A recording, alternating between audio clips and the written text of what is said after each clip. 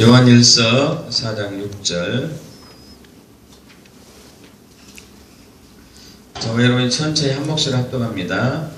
우리는 하나님께 속하였으니 하나님을 아는 자는 우리의 말을 듣고 하나님께 속하지 아니한 자는 우리의 말을 듣지 아니하나니 진리의 영과 미혹의 영을 이로써 아느니라. 아멘. 요즘 우리는 수개월째 금식과 회개에 대해 살펴보고 있습니다.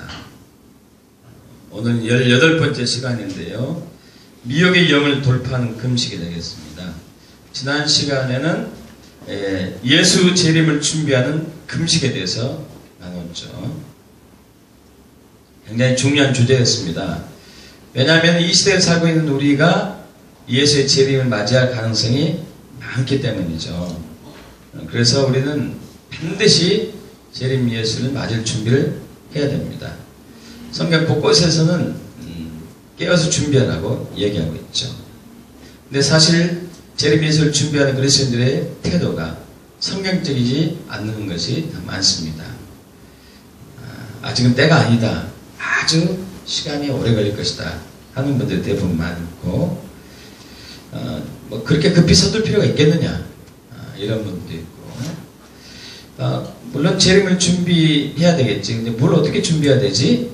하고 막연하게 생각하는 분도 있고, 또 어떤 분들은 지금 하는 대로 최선을 다해서 하면 되지 스피너대식으로 생각하는 거. 내일 당장 지구가 멸망한다 하더라도 나는 오늘 한 그루에 살아나기 쉽겠다. 나는 내가 할 일만 하면 된다. 아주 그럴듯한 말을 하고 신앙생활 하는 사람들도 있죠. 그래서 성경은 반드시 말씀하고 있습니다. 깨어서 준비하라. 깨어서 준비하라. 그래서 깨어있다는 것은 당장 예수가 오늘 밤 혹은 내일 새벽이라도 오실 것이다 하는 것처럼 내가 깨어있는 것이고, 준비한다는 것은 예수님께서 요한복음 14장에서 부활 승천하시기 전에, 십자가 지기 전에 내가 너희를 위해서 하나님 나라에 가는데 너희를 위해 거할 처소를 준비하러 간다고 하신 것처럼, 이 땅에 오실 때는 우리가 예수님이 거할 처소가 준비가 돼야 되죠. 하나님의 교회가 오셔서 예수님이 재림하실 때 그분이 거할 처소가 되어야 됩니다. 그분이 거할 처소는 어떤 곳인가 해서 5가지 나눴었습니다. 그것이 사도와 선지자 터 위에 세워진 교회, 첫 번째가, 두 번째는 거룩한 신부, 세 번째는 온전한 가정, 네 번째는 다윗의 장막, 5번째는 온전한 이스라엘. 순서는 없습니다만은 그러한 것들이 성경에 나오는 하나님이 거할, 예수님이 거할 초소가 된다고 보는 것이죠. 자, 오늘은 미혹의 영을 돌파하는 금식입니다. 미혹의 영을 돌파하는 금식. 저와 여러분은 사실 짝퉁이 넘치는 가짜가 범람하는 시대에 살고 있죠. 우리가 입고 있는 옷, 신발, 액세서리, 핸드백, 여러가지, 심지어 만년필, 뭐 거의 전자제품도 마찬가지고, 하다못해 지폐까지도 위조되지 않는 것들이 거의 없을 정도로, 거의 대부분의 모든 제품들이 다 위조품일 정도로 그런 위조와 짝퉁, 가짜 시대 살고 있죠. 사실 전문가가 아니면 구분하기 힘들죠. 수많은 거짓들이 나와가지고 무엇이 거짓이고 무엇이 진짜인지 모르게 하는 것이 이 시대이죠. 그래서 거짓을 진리로 믿게 하고 진리가 거짓인 것처럼 착각하는 것이 바로 현 시대에 살고 있는 우리의 상황들입니다. 특히 성경에서 적그리스도는 자기가 메시아라고 얘기하고 자기가 진짜라고 얘기할 것입니다. 지금 적그리스도가 등장할 분위기가 굉장히 조성이 되고 있죠. 종교다원주의, 모든 종교에 구원이 있다 하는 사람들의 종교의 영을 잊고서 사람의 종교성을 이용해서 종교다원주의가 점점 팽배해가고 있고, 심지어 교회에 나온 사람들마저도 이에 동의하고 있는 사람이 점점 늘어나고 있습니다. 또 그리고 시민차별금지법을 비롯한 시민평등법을 비롯한 각종 소수 인권자들, 소수의 인권을 보호한다는 의미로 동성애, 동성혼 뭐 이런 사람들을 우리가 허락해주고 그들을 합법적으로 인정해줘야 한다는 그러한 비진리들이, 거짓들이 진리처럼 활동하고 있죠. 그리고 또 IS 등장, 이슬람 국가 등장이죠. 그들은 기존에 현재 있는 이슬람 국가들이 코란의 경전을 그대로 순종하지 않는다 해가지고 코란에 있는 경전 그대로 그들은 철저히 지키면서 거기에 나온 그 말씀대로 알라신을 믿지 않는 사람들을 무참하게 사살하고 납치하고 여러분 코란에 나온 그대로 하는 거예요. 무서운 종교입니다. 이것은 전쟁을 일으키는 종교라고 볼 수 있는 것이죠. 그래서 그들은 예전부터 한쪽에는 경전을 들고 한쪽에는 칼을 들고 이걸 믿을래? 아니면 죽을래? 둘 중에 하나를 요구하고 있는 것이죠. 또 게다가 이슬람의 급속적인 확장입니다. 기독교 다음으로 이슬람 종교인들이 많은데 아마 머지않아 기독교에는 추월할 것 같습니다.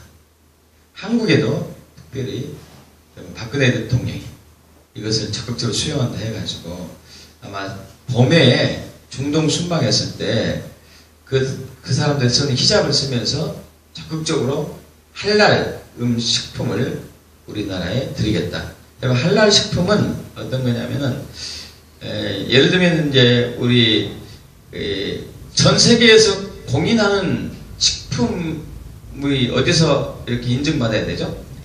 FDA잖아요. FDA. 그러면 전 세계에서 안심하고 먹을 수 있는 식품입니다. 이렇게 인정하는 것처럼 이슬람에서는 자기들 경제에 나온 것을 근거로 해가지고 거기에 합당하게 쓰여진 식품들을 할랄 식품이라고 해요. 그들은 돼지고기를 먹지 않으니까 그러한 것도 있고 또 돼지고기에 그들이 먹을 수 있는 음식 같은 경우는 그 동물들을 도살할 때 도축할 때 그냥 하지 않고 그들 나름대로 의식을 치른 이후에 도축을 하고 그걸 가공해서 판매하거든요. 그것을 통과하지 않는 것은 할랄 인증이 지켜지지 않죠. 이것을 한국에 도입하기로 박근혜 대통령이 약속해가지고 벌써 전북 익산에서 50만 평 규모로 그 터가 지금 구축되고 있죠. 참 이것은 굉장히 앞으로 한국에 불안정한 지금도 이제 안정되지 않은 흔들린 부분이 가끔 있는데 굉장히 많은 불안한 요소가 등장하겠죠. 그들은 평화를 가장하고 이렇게 옵니다. 예전에도 지금도 이제 우리 요 며칠 사이로 KBS인가 어디선가 이제 이슬람 평화에 종교하면서 굉장히 긍정적인 방향을 비춰주고 있는데 몇 년 전에도 그런 것을 했다가 그것이 중간에 그만둔 적이 있었거든요. 왜냐하면 그 담당 PD가 이슬람 단체로부터 거액의 돈을 후원을 받고 그렇게 좋은 쪽으로 묘사하다가 이게 드러났기 때문에 중단됐는데 아마 이번도 그런 것이 아닌가 하는 그런 가능성이 많이 있다고 볼 수 있는 것이죠. 그들은 자기들의 세력이 확장되지 않을 때는 평화를 철저히 가정하다가 세력이 일단 확산이 되면은 완전히 뒤집어서 전쟁 스타일로 가는 것이죠. 코란을 믿을 거냐 아니면 죽을 거냐 둘 중에 하나를 택해라. 그들은 죽이는 것이 아무렇지도 않고 여성들을 그렇게 하대하고 학대하는 것이 경전에 나와 있는 부분이에요. 성노력에 거의 수련으로 삼잖아요. 지금 이슬람 전사들 성노력으로 경전에 나와 있는 부분이에요. 근데 이런 것을 어떻게 이런 종교를 적극적으로 도입하려고 하는지 정말 어리석어요. 조금 돈을 더 벌고자 아주 위험한 것을 이제 도입하고 있는 것이죠. 이걸 그 음모를 잘 모르는 것이 분명하죠. 그래서 우리는 이것을 철저히 파헤치면서 대비해야 되죠. 그래서 이제 이러한 위험한 상황들이 계속 전개되다 보면은 이제 위험을 계속 겪고 태를 겪다 보면 사람들 마음속에서 뭐가 이렇게 추구가 될까요? 평화. 그렇죠? 전쟁을 그만하고 평화를 가자. 부대를 그만두고 통합으로 가자. 한 이러한 마음들이 사람들 사이에 격렬해졌게 전 세계에. 그러면서 우리가 종교를 하나로 만들자. 종교 통합주의. 또 우리가 경제를 하나로 통일해보자. 또 정부를 이렇게 해보자. 이런 식으로 이제 통합 운동이 일어나게 됩니다. 그러면서 누군가가 이 통합된 이 전 세계 통합왕이 나와야 되지 않겠느냐 하면서 그가 왕으로 등장할 거고, 그는 평화를 가장한 평화의 왕으로 등장할 거고, 그는 자신이 결국 내가 메시아였다고 또 나타내겠죠. 자, 그래서 마태복음 24장 15절에서 이렇게 얘기하죠. 너희가 선지자 다니엘이 명한 바 멸망에 가증한 것이 거룩한 곳에 선 것을 보는 것을 선 것을 보거든 하면서 도망가라고 얘기해요. 그는 정말 평화를 가장하고 오는 것이죠. 이슬람 종교하고 같은 스타일이에요. 공산주의도 그렇게 얘기했잖아요. 굉장히 평등을 가장하고 행복할 가장 왔다가 다 죄다 뺏어갔죠. 결국 붕괴되고 말았지만 모든 게 그런 것 같습니다. 속이는 것들은. 자, 그런데 문제는 과연 누가 진짜 예수인가예요. 누가 진짜 예수인가. 철저하게 평화를 가져오고 평화를 심어놓은 그 사람이 예수일 가능성이 많다는 것이 많은 사람들이 또 받아들일 수 있는 입장이 되는 것이죠. 초림 예수 때에도 이스라엘 백성들이 초림 예수를 잘 받아들이지 못한 이유 중에 하나는 그들의 관점에서 그들이 기다리는 메시아 강과 예수님이 행한 행동이 달랐거든요. 당시 2000년 전 이스라엘, 유대 인들은 철저하게 식민지 생활을 했기 때문에 빨리 메시아가 오기를 기다렸습니다. 빨리 와서 이 자기를 핍박하고 있는 나라를 다 물리치고 이스라엘 국가를 다시 세우기 원했거든요. 그리고 그들의 하나님 나라의 가치관은 이스라엘 국가 회복이 바로 하나님 나라라고 본 것이에요. 사실 이거보다 범위가 훨씬 더 큰 것인데 그들은 그렇게 본 것이죠. 그렇게.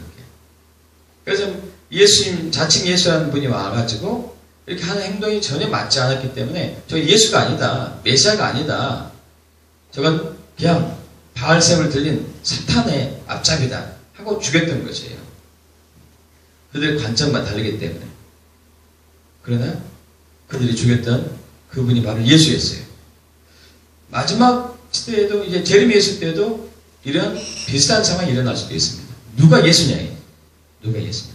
그래서 마지막 시대는 진리 전쟁이죠. 진리 전쟁. 누가 예수고 누가 적그리스도냐? 그래서 마지막에 의 근원적 쟁점은 예수는 누구신가? 누가 진리인가? 이것인 것이죠. 그래서 동성애법도 사실 성경 말씀의 진리라는 것을 거부하게 만드는 사탄의 교묘한 전략 중에 하나예요. 동성애는 성경에서 죄악이라고 했는데 이 시대에 많은 사람들이 죄악이 아니라고 하고 있잖아요. 그죠?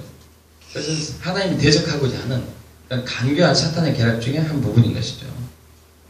여러분, 진리는 예수님이시죠. 진리는 예수님. 우리가 마태복음 14장 6절에 내가 곧 길이요 진리요 생명이니 나로 말미암지 않고는 아버지께로 올 자가 없느니라. 우리는 오직 예수를 통해서만 하나님 아버지 앞에 갈 수 있고 하나님 나라에 갈 수 있습니다. 오직 예수죠. 오직 예수.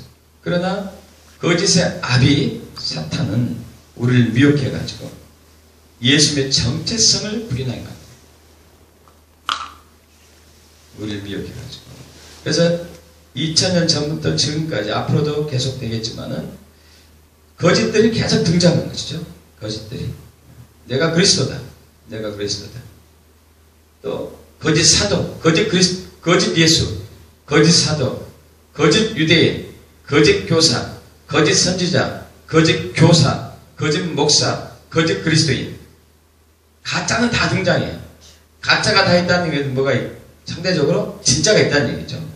진짜 사도가 있으니까 가짜 사도가 있는 것이고, 진짜 예수가 있으니까 가짜 예수가 있는 것이고, 진짜 선지자가 있는 것이니까 가짜 선지자가 있는 것이고, 진짜 교사가 있으니까 가짜 교사도 있고, 진짜 이스라엘이 있으니까 가짜 이스라엘인도 있고, 진짜 목사가 있으니까 가짜 목사가 있고, 진짜 그리스도인이 있으니까 가짜 그리스도인이 있다는 얘기겠죠. 그래서 미혹의 영이 하는 역할은 하나님의 진리를 거짓으로 바꾸는 것. 로마서 1장 25절이죠. 이는 그들이 하나님의 진리를 거짓 것으로 바꾼다. 하나님의 진리를 거짓 것으로 바꾸는 것. 그래서 요한일서 4장 1절부터 3절도 마찬가지인데, 사랑하는 자들아, 영을 다 믿지 말고 오직 영들이 하나님께 속하여나 분별하라. 많은 거짓 선지자가 세상에 나왔습니다. 예수를 신뢰하지 아니하는 영마다 하나님께 속한 것이 아니니 이것이 곧 적그리스도의 영이니라. 우리가 한 말을 너희가 들었거니와 지금 벌써 세상에 있느니라. 그럼 적그리스도가 이미 세상에 활동하고 있습니다. 숨으세요. 그는 나타나지만 않았을 뿐이에요. 나타나서 왕이 될 때는 그가 평화의 왕으로 가정하는 것이겠죠.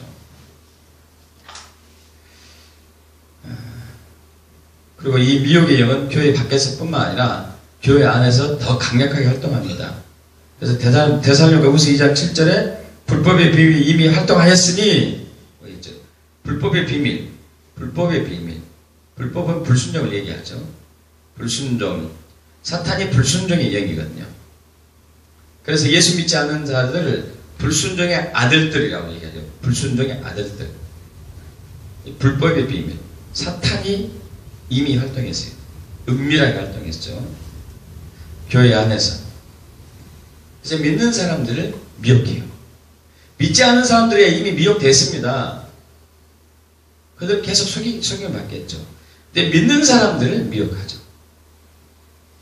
거짓을 진리로 믿게 하고, 진리를 거짓으로 믿게 하고. 그래서 예수를 믿는 사람들을 계속 거짓을 믿게 해가지고 예수를 믿는 사람을 없애는 목적이 사탄이 노리는 것이죠. 여러분, 예수를 믿는 사람이 없어야지만이 예수님이 재림할 수가 없어요. 그 마태복음 23장에서도 마찬가지거든요.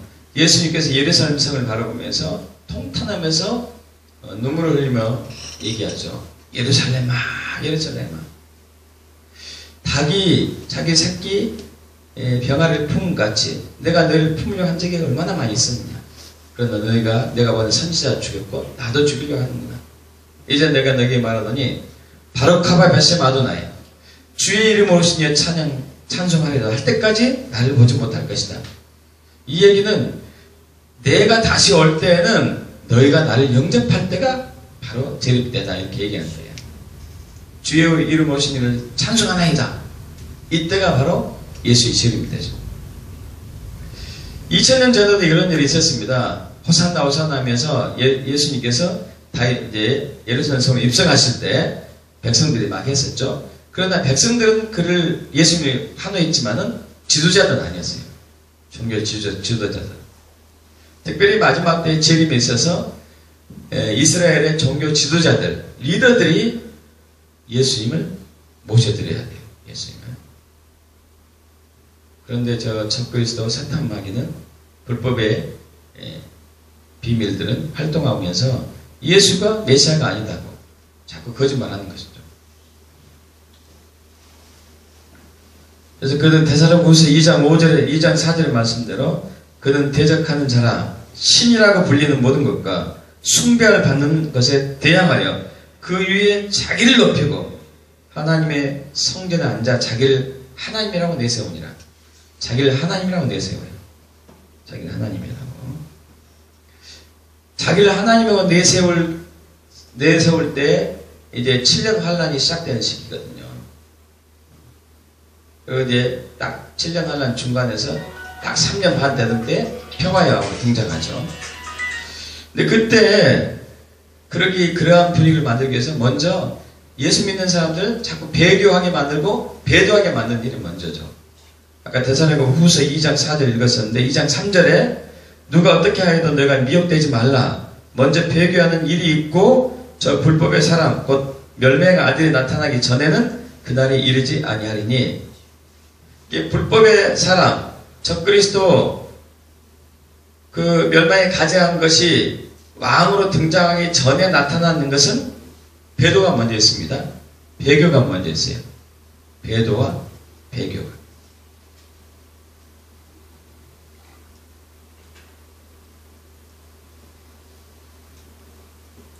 그런데 신기한 것은 하나님께서 그 미혹의 영이 교회 안에서 활동하도록 허락하셨다는 거예요. 그것이 우리 교회에 오면은 우리는 굉장히 혼란스럽지 않겠습니까? 우리 교회도, 유나이트 교회도 2번 그런 경험을 겪었잖아요. 굉장히 혼란스럽고, 교회들이 떠나가고, 서로 반목하고, 갈등하고, 이런 상황이 벌어졌죠. 근데 하나님이 이렇게 하신다는 거죠. 그 목적이 있죠. 데살로니가 후서 2장 11절에 이러므로 하나님이 미혹의 역사를 그들에게 보내사 거짓 것을 믿게 하심은, 이렇게 했어요. 하나님이 미혹의 역사를 보내사, 미혹이 영을 보내사, 미혹의 영이 교회 안에서 역사하도록 만드는 목적은 그렇게 믿게 하여서, 그렇게 해서 그 미혹의 영을 보내가지고 역사해가지고 거짓 것을 믿게 하심은, 이거죠. 12절에 진리를 믿지 않고 불의를 좋아하는 모든 자들 하여금 심판을 받게 하십니다. 진리를 믿지 않고 불의를 좋아하는 모든 자들 하여금 심판을 받게 하기 위해서. 진짜 예수를 믿나 안 믿나 보게 하기 위해서죠. 마치 그것은 3400년 전 애굽에서 30년 동안 종살이했던 이스라엘 백성들이 때가 되어서 모세를 통해서 가나안 땅으로 들어감에 있어서 바로 들이지 않고 가나안 땅에서의 광야에서 고난의 시간을 거치고 나서 드렸습니다. 왜 그랬죠? 진짜 하나님 믿냐 믿지 않느냐, 이걸 보기 위해서 한 것이죠. 이걸 보기 위해서. 자, 그 결과 믿음에서 떠난 교회들이 있습니다. 디모데전서 4장 1절에 보면 그러나 성령이 밝히 말씀하시기를 후일에 어떤 사람들이 믿음에서 떠나 미혹하는 영과 귀신의 가르침을 따르려 하셨으니.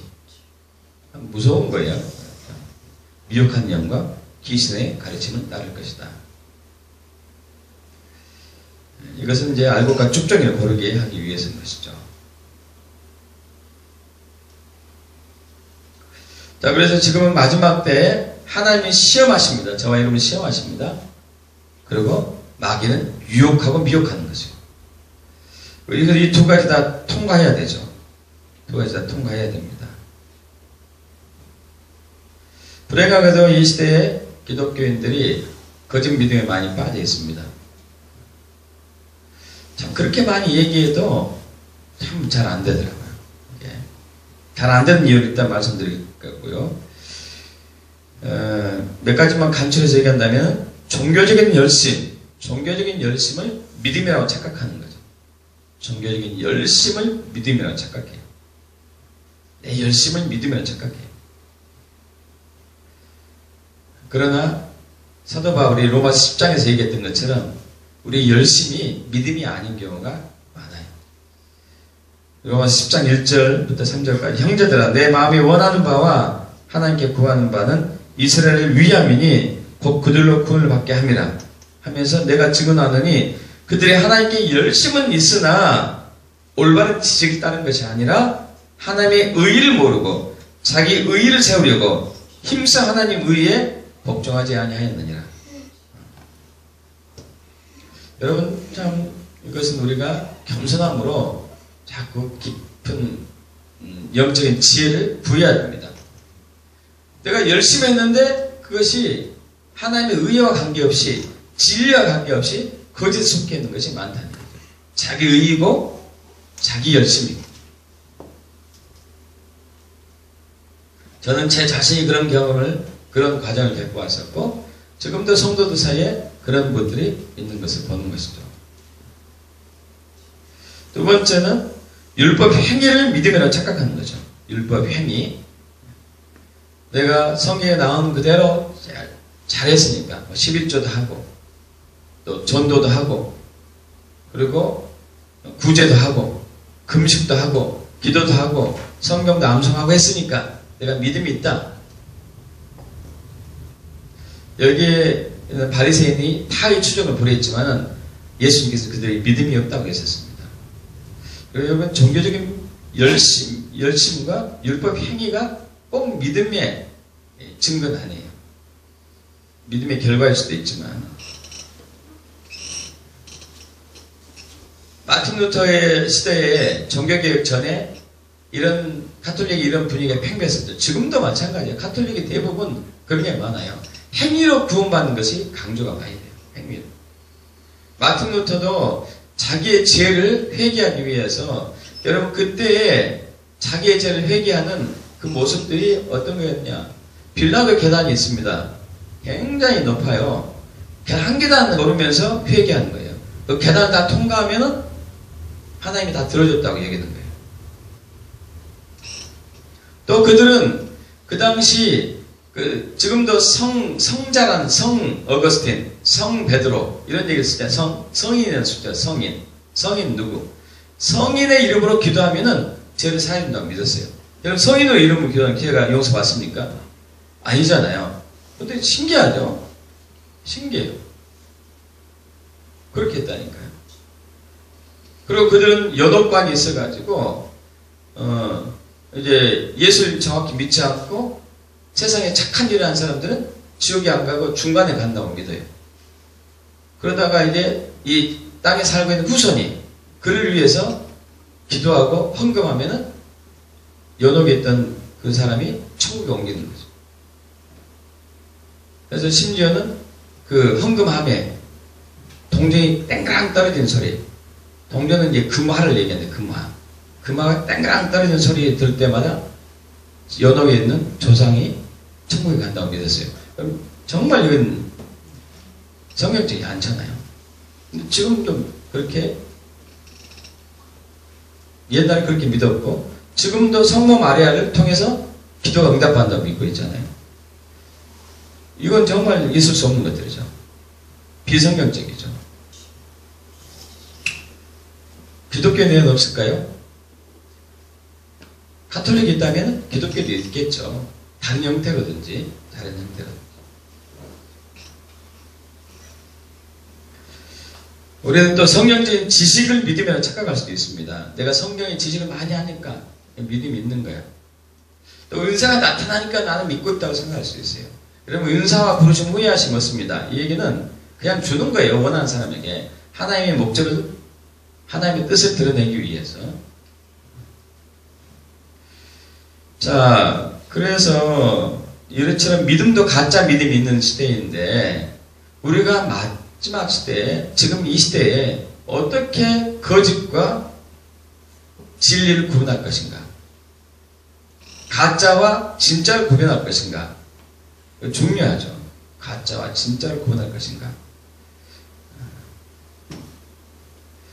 사실 가짜와 진짜를 구분할 수 있는 유일한 것은 진짜를 정확히 알아야 돼요. 그죠? 진짜를 정확히 알아야지만이 가짜를 알 수 있습니다. 진리를 알아야 되죠. 진리를 알아야지만이 가짜를 알아야 돼요. 가짜를 구분할 수 있어요. 근데 이 진리를 알기 전에, 가짜와 진짜를 알기 전에 먼저 알아야 될 것은 진리와 거짓의 근원은 육적인 것이 아니고 영적인 것이라는 거예요. 진리와 거짓의 근원은 육체적인 것이 아니고 영적인 것.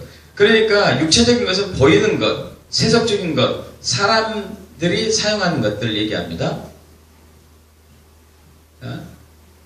육체적인 것이라는 것은 보이는 것, 우리가 육체적인 눈으로 보는 것, 사람이 이성으로 깨닫는 것, 이 세상에 돌아가는 스타일들, 이거 보이는 것들이죠. 육체적인 것.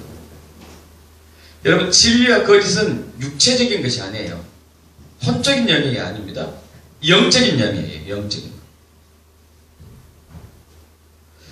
그래서 성경은 진리의 영이 있습니다. 진리의 영. 이 진리가 영이기 때문에 그래요. 그죠? 진리의 영. 진리는 영이에요. 진리는 영. 요한복음 14장 17절 그는 진리의 영이라. 그는 진리의 영이라. 보이세요 성령님? 진리의 영.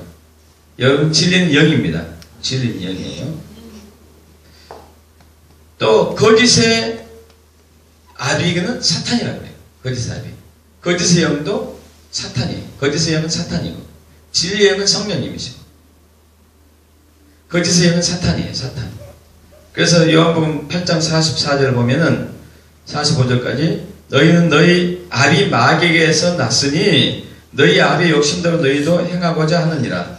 그는 처음부터 살인한 자요 진리가 그 속에 없으므로 진리에 서지 못하고 거짓을 말할 때마다 제 것을 말하느니 이는 그가 거짓말장이요 거짓의 아비가 되었습니다. 내가 진리를 말하므로 너희가 나를 믿지 아니한도다.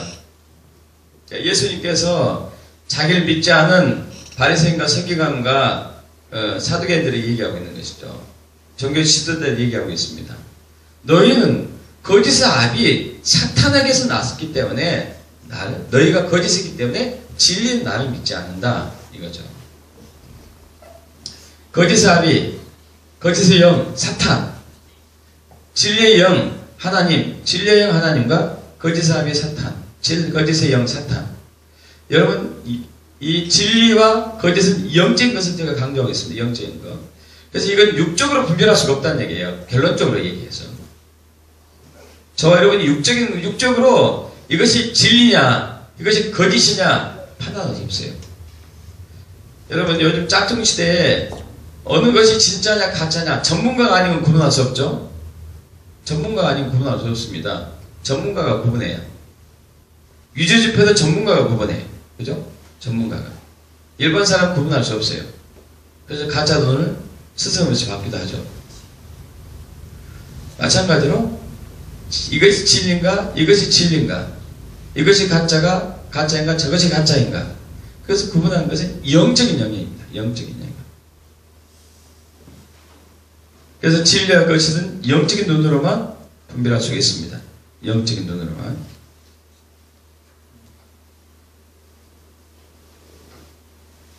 그래서 우리가 이것을 보기 위해서 고린도전서 1장, 고린도전서로 좀 넘어가겠습니다. 고린도전서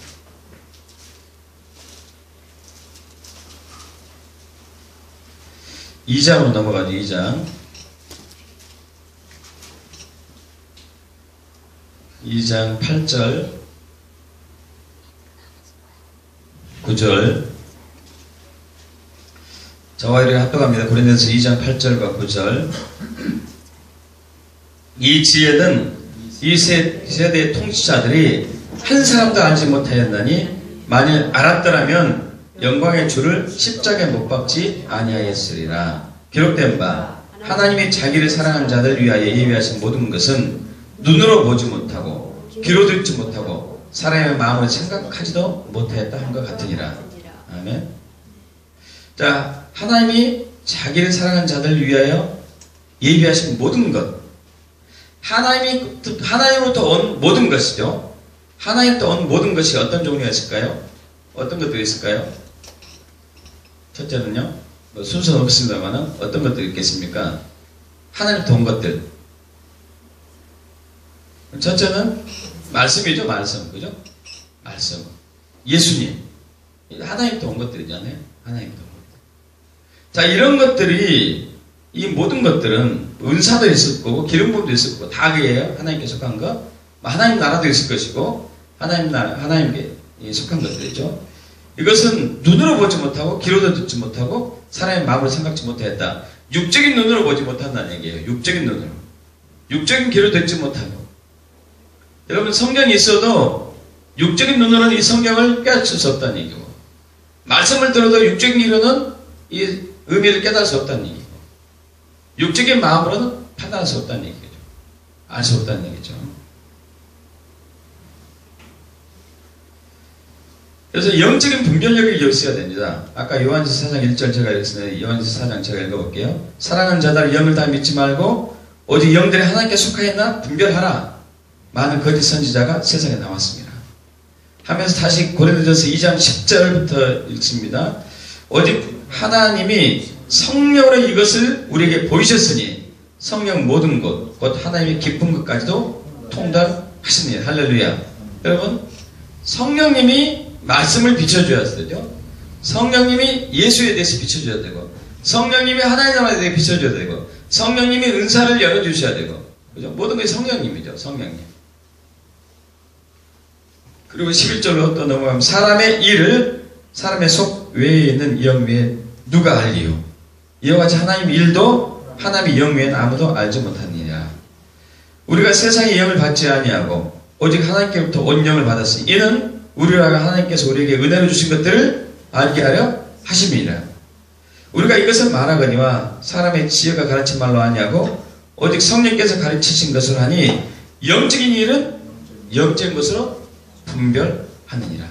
육에 속한 사람은 하나님의 성령의 일들을 받지 아니하느니 이는 그것들이 그에게 어리석게 보이며 또 그는 그것들을 알 수도 없나니 그러한 일은 영적으로 분별되기 때문이라. 할렐루야. 여러분, 진리와 거짓은 영적인 영이에요. 진리의 영, 거짓의 아비, 미혹의 영, 영적인 영이에요. 이것을 분별하는 것은 영적인 영에게 속하기 때문에 영적인 눈이 열려야 되죠. 영으로. 그래서 제가 거짓 신앙에 대해서 말할 때마다 어떤 사람들은 그것을 성경에 비추어서 기도하면서 긍정적으로 받아들이고 회개케 하면서 돌이킨 사람이 있는 것 반면에 끝까지 거부한 사람이 있어요. 그건 어쩔 수 없어요. 왜냐하면 육으로 항상 보기 때문에. 육으로 항상 보고 거기서 계속 반기를 듣는 거죠. 계속 거역하는 거죠. 그것은 그 사람이 어쩔 수 없습니다. 우리가 기도해서 그 사람이 영적인 눈이 열리기를 기다려야 되는 것이죠. 여러분, 베드로의 신앙 고백도 영적인 역사였습니다. 그가 육적으로 안 것이 아니었어요. 그래서 예수님이 베드로가 저는 그리스도시여 살아계신 하나님의 아들입니다 하고 얘기했을 때 다이나 시마나 네가 보겠다. 그러나 이를 알게 하시는 혈육이 아니다. 육적인 것이 아니다 이거였어요. 하늘에 계신 아버지 즉 성령님이시다 얘기한 것이죠. 그런데 이제 문제는 우리가 이 진리를 알고 있는데 하나님 나라에 대해서 알고 있고 예수에 대해서 알고 있고 성경에 대해서 알고 있고 은사에 대해서 알고 있고 기름 부음에 대해서 알고 있고 여러 가지 알고 있는 이 알고 있는 것들을 육적인 머리로 이해하고 있는 것들이 대부분인데 영적으로 알고 있다고 착각하는 게 더 많아요. 영적으로 알고 있다고 착각하는 게. 저도 마찬가지, 여러분도 마찬가지고 육적으로 알고 있는 지식들이 대부분이고요. 영적으로 알고 있는 경우는 굉장히 드뭅니다. 영적으로 알고 있는 것은 드물어요.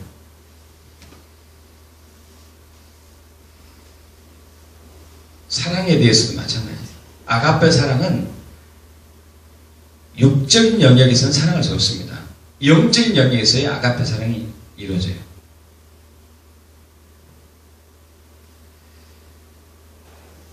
그래서 우리가 진리이신 예수님, 진리이신 말씀, 진리이신 성령님, 이 영의 세계를 알기 위해서는 지혜와 계시의 영이신 성령께서 우리에게 비춰줘야 돼요. 그래서 에베소서 1장 17절에서도 사도 바울이 얘기했죠.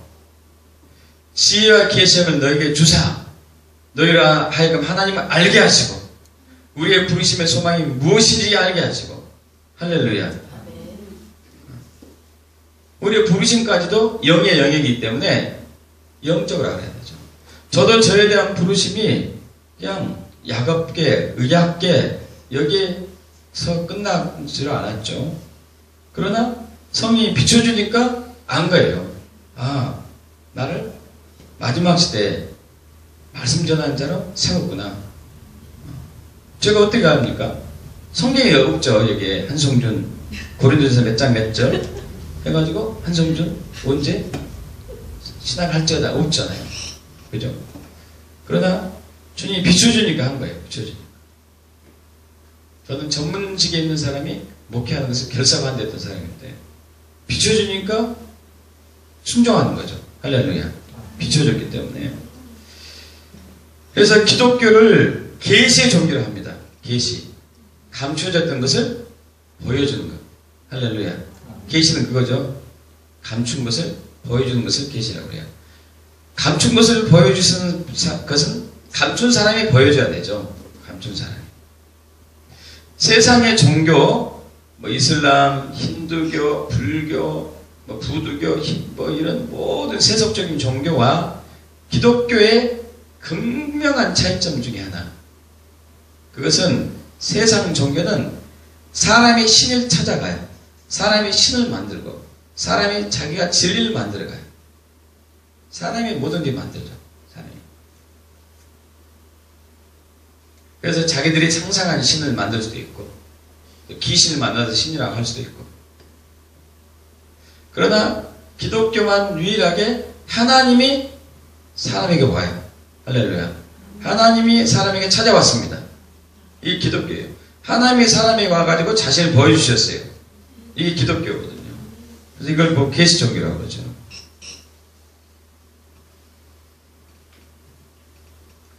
자, 그래서 우리는 진리를 알아야 됩니다. 진리를 알아야지만이 거짓을 알 수 있습니다. 거짓에 매여 있죠. 이 시대는 거짓에 매여 있어요. 저와 여러분이 이 세대, 이 모든 것이 거짓에 매여 있습니다. 거짓.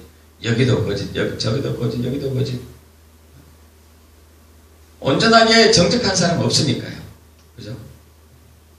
근데 거짓은 뭉치고 하다 보면 큰 것이 터져요. 조금 거짓은 조금만 피해를 보면 많지만은 거짓은 뭉치면 큰 것이 터지죠. 그게 대표적인 예가 세월호 사건이죠. 여기서 거짓이 뭉치고 여기서 뭉치고 점점 눈덩이처럼 커져가지고 크게 터지죠. 그게. 한 사람이 작은 거짓말 했는데 이 작은 거짓말들이 뭉치고 하면 집단적인 큰 거짓말이 돼가지고 큰 사건이 터지거든요. 비리가 터지는 것이고. 그래서 우리는 진리를 알아야 되죠. 진리를 알아야 돼요. 진리를 아는 사람이 거짓에 속지 않습니다. 거짓을 분별할 수 있죠. 자, 그런데 문제는 어떤 사람에게 진리이신 예수님, 진리의 영이 오실까 이거예요. 성령님이 오셔서 진리를 계시하실까? 하나님에 속한 것을 다 보여주실까 이거죠. 어떤 사람에게? 근데 예수님이 산상팔복에서 얘기한 몇 사람들이, 몇 종 부류의 사람도 있습니다. 심령이 가난한 자는 복이 있나니 천국이 저희 것이며. 할렐루야. 영이 가난한 사람. 애통한 자는 복이 있나니 저가 위로를 받을 것이며. 애통하는 자. 의에 주르고 목마른 자는 저희가 배부를 것이며. 의에 주르고 목마른 자. 마음이 청결한 자는 복이 있나니 그들이 하나님을 볼 것이며. 마음이 청결한 자. 이런 분들에게 하나님께서 하나님 것을 계시해 주시죠.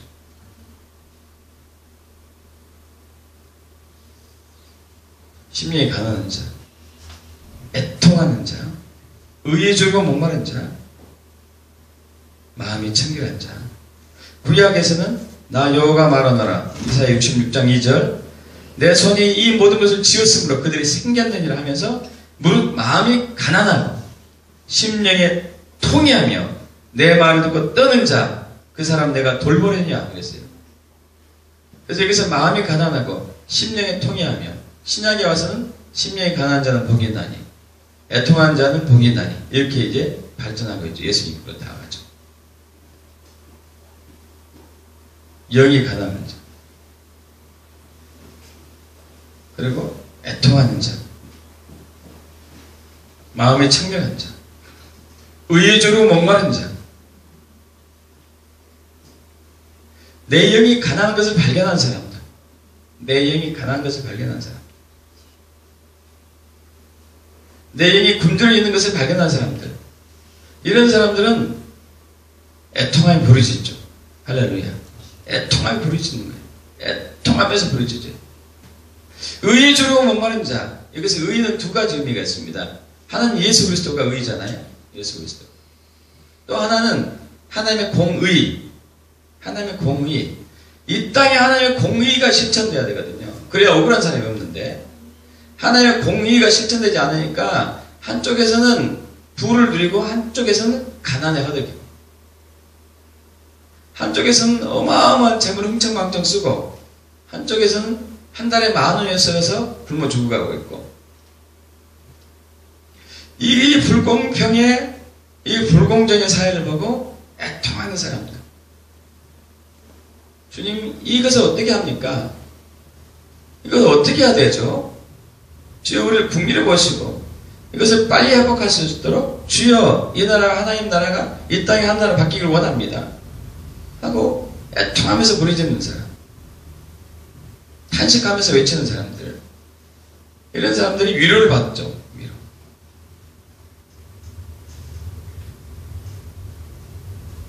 마음이 청결한 자 이런 분들 근데 문제는 우리 육적인 배부름이 있게 되면은 심령이 가난하기가 힘들고요. 의에 주려고 목마르기가 힘들고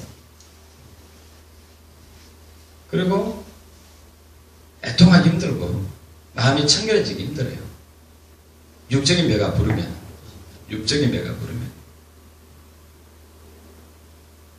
여러분 부귀영화를 누리고 있는 사람들이 이 세대가 부패하고 있다. 근데 자기는 부귀영화를 누리고 있어. 그러면은 이 세대를 개선하려고 하는 의지가 상대적으로 적어요. 정말 못 살고 있는데 이 세대가 부패하고 있어. 그러면 이 세대를 바꾸고자 하는 강력한 그 의지가 있거든요. 의지. 육적인 배부름. 육적인 배부른 사람들은 영적인 일에 무관심한 이건 상대적이더라.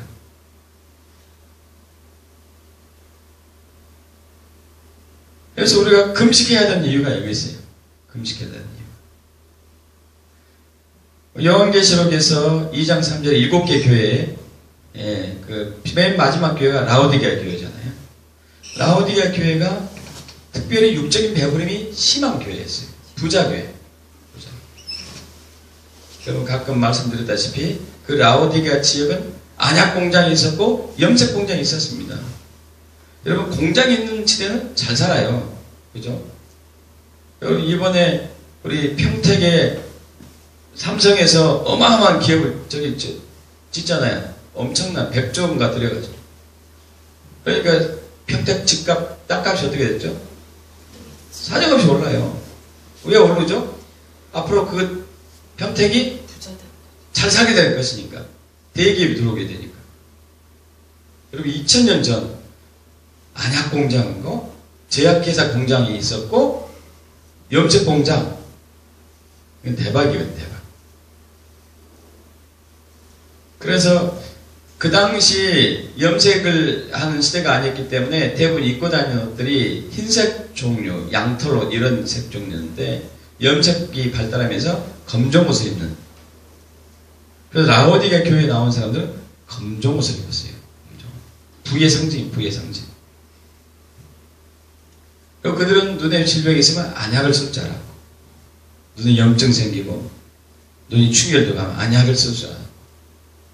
2000년 전이라니까요, 여러분. 우리나라 제약회사 공장 들어온 지 얼마 됐죠? 150년도 안 돼요. 100년도 안 되지, 참, 100년. 동아제약 가스활명수가 100 몇십 년뿐이 안 되는데. 얼마 안 되잖아요. 근데 2000년 전에 있었으니까 얼마나 그 부자겠어요. 부자인 사람들이 성경책을 다 들고 다니면서 교회에 옵니다. 하나님이 나를 이렇게 부유하게 해줬다. 우리 넉넉하다. 만족하다. 다 됐다. 이거죠. 다 됐다. 그래서 근데 하나님께서 말씀하시죠. 라오디게아 교회 사자에게 편지하라. 아멘이시오. 충성되고 참된 증인이시오. 하나님의 창조의 근본이시니가 이르되 내가 내 행위라니 내가 차지도 아니하고 뜨겁지도 아니하노라. 내가 차든지 뜨겁든지 하기를 원하노라. 내가 이같이 미지근하여 뜨겁지도 아니하고 차지도 아니하니 내 입에서 너를 토하여 버리라. 내가 말하기를 나는 부자라.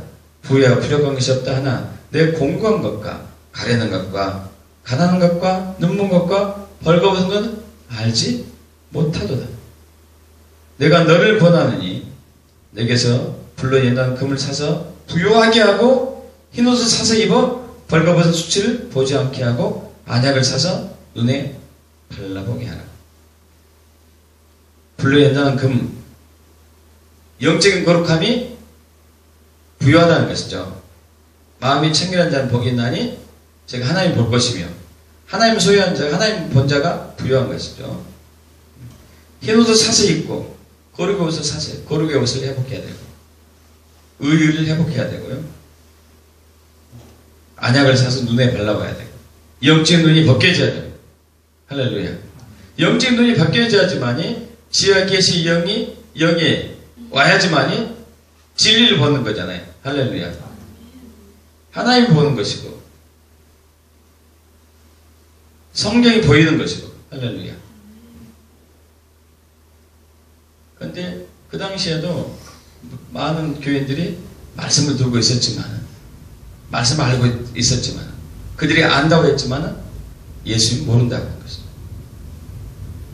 이 시대도 마찬가지겠죠. 마찬가지. 이 시대가 부자대에 우리나라는 부자예요. 부자. 부유한 나라. 세계 경제대국 10위권 왔다 갔다 하는 부자 나라죠. 이 육적인 배부름이 영적인 궁핍함으로 영적인 눈을 멀게 하고 영적인 길을 멀게 하고 그래서 우리도 이때 금식이 필요하죠. 금식이 필요해요. 진리를 분별하기 위해서는 진리를 알기 위해서는 영적인 배고픔이 육적인 배고픔이 영적인 배고픔으로 이렇게 바뀌어서 부여야 되죠. 주님 제가 영적으로 빈곤합니다. 저는 영적으로 허버졌습니다. 영적으로 굶주렸습니다. 영적으로 배가 아픕니다. 영적인 눈과 귀가 닫혀 있습니다. 저를 궁리해 보시고 불쌍히 계시고 저의 부족함을 채워주옵소서. 당신으로 채움받기를 원합니다. 진리로 채워지기를 원합니다. 할렐루야. 마지막 시대는 진리전쟁입니다. 진리전쟁. 내가 예수다. 이것이 진리다. 이것이 진짜다. 그래서 구별하는 것은 진짜를, 진리를 아는 사람만이 구별할 수 있는 것이죠. 그런데 육적인 배가 부르면은 그것에 관심이 없어요. 이대로가 좋습니다. 이대로가. 여러분 육적으로 부자된 사람들은요 하나님 나라에 별로 관심 없어요. 왜냐하면 잘 먹고 잘 사는데 하나님 나라 굳이 올 필요가 없지 않겠습니까? 한번 생각해 보세요. 여러분이 한 10만 평 저택을 가지고 있어요. 여기서 대문까지 가려면 차로 가야 돼. 기업이 전 세계 몇 개나 있어. 가려면 비행기, 전용 비행기가 있어. 이런 사람들이 하나님 나라요 오시옵소서 막 이렇게 목청 높일 수가 없죠. 그러지 않겠어요? 그러나 반면 어떤 사람은 그렇게 많은 돈을 가지고 있으면서도 불구하고 막 복음을 위해서 쓴 사람이 있겠죠. 그런 사람들은 하나님 나라에 빨리 오시기를 원하고 있는 거죠. 아멘. 그 영적인 배고픔이 그런 데 쓰이는 거죠. 돈을 벌어도. 할렐루야. 여러분 지금 알고 있다고 한 것들이 영적으로 알아지기 축복합니다. 영적으로. 영적으로 알지 않으면은 우리는 우리가 알고 있는 신앙이 이론이에요. 지식이고 머리에 들어있는 하나의 학문이고 그것은 아무리 힘이 없습니다. 세상을 바꿀 수 없어요. 여러분 이 시대에도 수많은 사람들이 머리에 많은 박학다식한 사람들이 있습니다. 정치권에도 교육계에도 사회 곳곳에 전문가들 많이 있어요. 아주 우수한 두뇌들 많죠. 많습니다. 근데 세상이 좋아지지도 않고 있어요. 그것들은 힘이 없기 때문에. 힘은 있어도 미력하고 거짓과 섞여 있기 때문에 바뀔 수는 없죠. 그러나 하나님 나라가 이 땅에 임하고 하나님의 통치가 이 땅에 이루어질 때는 완전히 뒤집어지는 것이 나타나죠.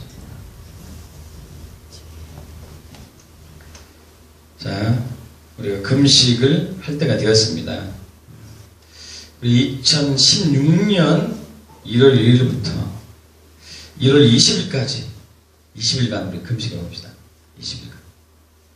어떤 분은 하루에 한 끼 금식하셔도 되고, 하루에 2끼 금식하셔도 되고, 하루 3끼 금식하셔도 되고, 또 어떤 분은 야채 금식하셔도 되고, 야채 금식. 또 어떤 분은 생식 금식하셔도 돼요. 생식 아시죠? 생식 이렇게 한 포씩 이렇게 먹는 거. 이거 금식해도 건강이 굉장히 좋아지고 그러더라고요. 베들레헴이 있는 분들은 생식 금식 하시면 좋을 것 같아요. 굉장히 전문 용어니까 비 있는 사람은 들을지어다.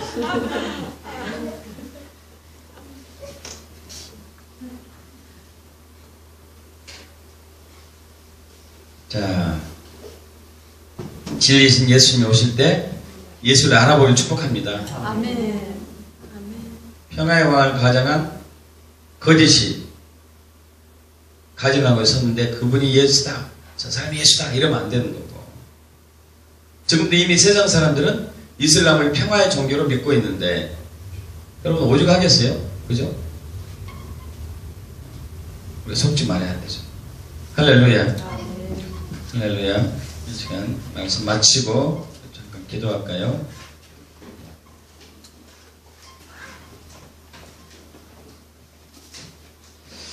우리 하얀 자매가 여러분 아시다시피 지금 몰디브에 있습니다.